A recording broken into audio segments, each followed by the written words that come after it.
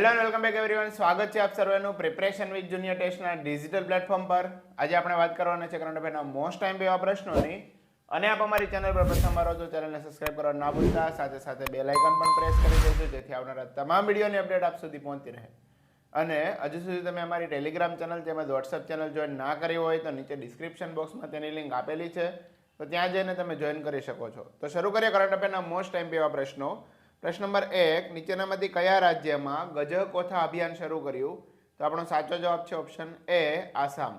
પ્રશ્ન નંબર 2, તાજેતરમાં એક રિપોર્ટ અનુસાર ભારતના કયા રાજ્યમાં સૌથી વધારે વાઘ જોવા મળ્યા છે? તો આપણો સાચો જવાબ છે ઓપ્શન બી, મધ્યપ્રદેશ. પ્રશ્ન નંબર 3, હાલમાં ભારતમાં વાઘની સંખ્યા કેટલી જોવા મળે છે? તો આપણો સાચો જવાબ છે ઓપ્શન સી, 3167.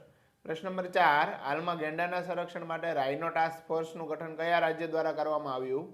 તો આપણો સાચો જવાબ છે ઓપ્શન ડી, બિહાર. પ્રશ્ન નંબર 5, અરુણાચલ પ્રદેશનું રાજ્ય પ્રાણી કયું છે જેને હાલમાં FSSAI ખાદ્ય પશુનો ટેગ મળ્યો છે? તો આપણો સાચો જવાબ છે ઓપ્શન બી, મિથુન. પ્રશ્ન નંબર 6, નીચેનામાંથી નીલગિરી તરા પરિયોજના કયા રાજ્ય દ્વારા શરૂ કરવામાં આવી? તો આપણો સાચો જવાબ છે ઓપ્શન સી, તામિલનાડુ. પ્રશ્ન નંબર 7, જેવી રીતે પ્રોજેક્ટ ટાઈગરની શરૂઆત 1973થી થઈ, તો પ્રોજેક્ટ એલિફન્ટની શરૂઆત ક્યારે થઈ? તો આપણો સાચો જવાબ છે ઓપ્શન ડી, 1992. પ્રશ્ન નંબર 8, તાજેતરમાં ચર્ચિત કુલહીડા વન્યજીવ અભયારણ્ય ક્યાં આવેલું છે? તો આપણો સાચો જવાબ છે ઓપ્શન એ, ઓડિશા. પ્રશ્ન નંબર 9, તાજેતરમાં વિરાંગના દુર્ગાવતી ટાઈગર રિઝર્વ કયા રાજ્યનું નવું ટાઈગર રિઝર્વ બન્યું? તો આપણો સાચો જવાબ છે ઓપ્શન ડી, મધ્યપ્રદેશ. પ્રશ્ન નંબર 10, ભારત દ્વારા કયા દેશમાંથી 100થી વધારે ચિત્તા લેવા માટેનો કરાર કર્યો છે? તો આપણો સાચો જવાબ છે ઓપ્શન સી, સાઉથ આફ્રિકા.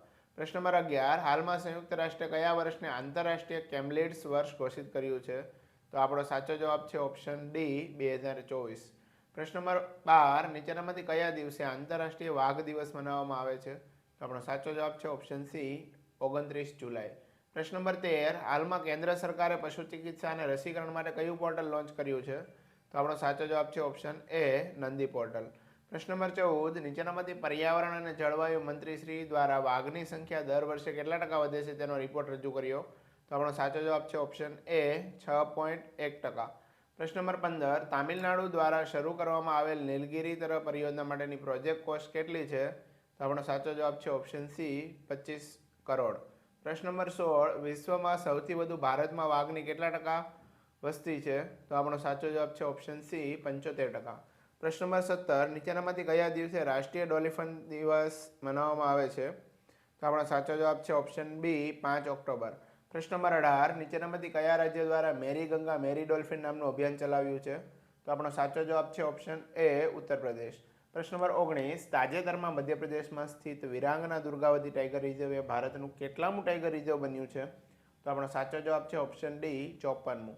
પ્રશ્ન નંબર 20, વાલ્મીકી નેશનલ પાર્ક નીચેનામાંથી કયા રાજ્યમાં આવેલું છે? તો આપણો સાચો જવાબ છે ઓપ્શન સી, બિહાર. જો મિત્રો વિડીયો પસંદ આવ્યો હોય તો લાઇક, શેર અને સબસ્ક્રાઈબ કરવા ના ભૂલતા. ફરીથી મળીશું આવા જ વિડીયો સાથે. ત્યાં સુધી જય હિન્દ, વંદે માતરમ.